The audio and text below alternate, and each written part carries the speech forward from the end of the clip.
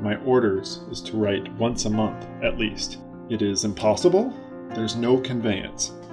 And therefore, at the foot of all your letters, I beg you will mention the date when you heard from me last, and inform them that Cathcart has wrote you that all is well at Tripoli. Nothing extraordinary has happened since I wrote you last. Your sincere friend and brother exile, J.L. Cathcart.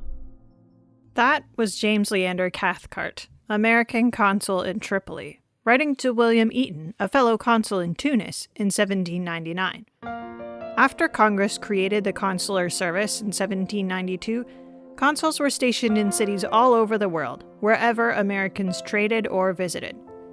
Consuls acted as government representatives for American sailors and travelers abroad. That was their official job, along with keeping track of the commerce flowing through their post.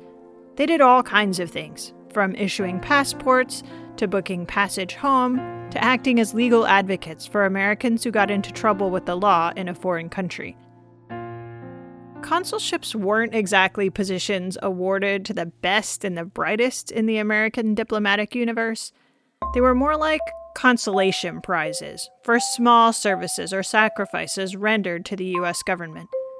They certainly weren't seen as positions that required a lot of skill. Many consuls had no diplomatic experience at all when they were appointed.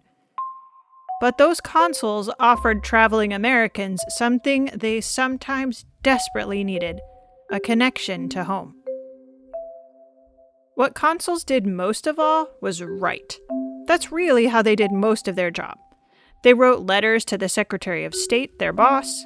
They wrote to banking houses, merchants, and lawyers. They wrote to the government officials of the city or the nation they lived in. They wrote to other American consuls throughout their region and beyond. And of course, they wrote to their family and friends back home.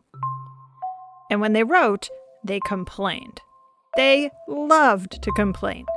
They complained about everything: their surroundings, their constituents, the lack of communication with others. Consuls like James Leander Cathcart complained about not being able to write, and that there was nothing to write about. When there was something to write about, he complained that no one was listening.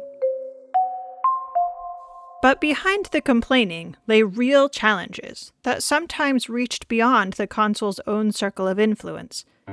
Consuls worked as official representatives of the United States, but it was hard for them to get clear guidance from the State Department quickly enough for that guidance to be useful. In a lot of cases, they had to make things up as they went along. They had to learn about law, both the laws of the United States and the laws of the country they were stationed in, but most were not trained as lawyers.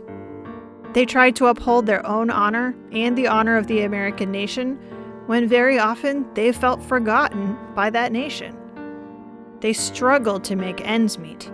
Most consuls were expected to hold a full-time job and do their consular work on the side, for no pay from the U.S. government. They also got blamed for a lot of stuff that wasn't really their fault.